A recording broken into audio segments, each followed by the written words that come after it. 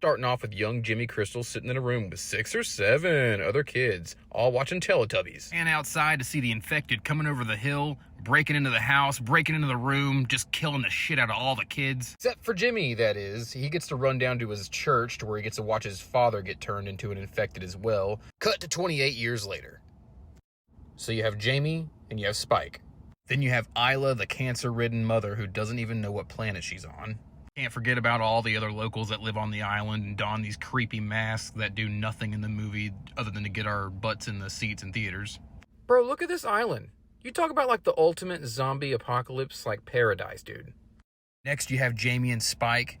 They're heading out on like a rite of passage type thing for Spike, even though Isla does not want her son being out there. He's way too young.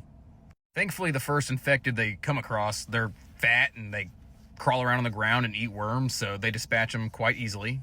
The boys go on their way, and they get to see all kind of stuff along the way, of course, like a tortured corpse.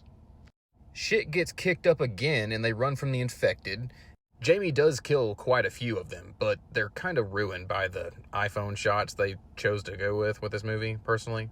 They barely escape that day, but by the next morning, there's no more hiding. It's time to haul ass back across the aisle. It's time to get home. You talk about just narrowly missing that alpha infected. And no, it's not the same infected you see later in the movie. Spike is uncomfortable knowing that his dad is fabricating a lot of what went down on the mainland. And then he gets to see his dad also cheat on his mother. Stories of a doctor still on the mainland, that's enough for Spike to grab his mom and go. And with her being sick, it doesn't take long for them to be spotted. Where you would have Eric come into play, he's part of the military group that crash landed on the island. They didn't last long, though, because, our main alpha, Samson, quickly dispatched all of them. Except for Eric, obviously. The trio come across an infected that is giving birth to a non-infected baby. Eric kills the infected and says, "Let's ditch the baby. Goodbye, Eric." Hello, Samson. Isla and Spike are narrowly saved by Dr. Kelson, who instead of killing the infected, sedates them.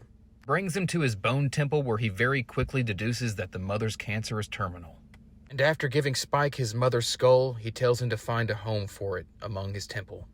With Spike all alone now, he saves the doctor from the alpha one last time, drops the baby off at the island, where we then cut to 28 days later, where Spike is being chased by some infected, and he is saved by the Jimmies.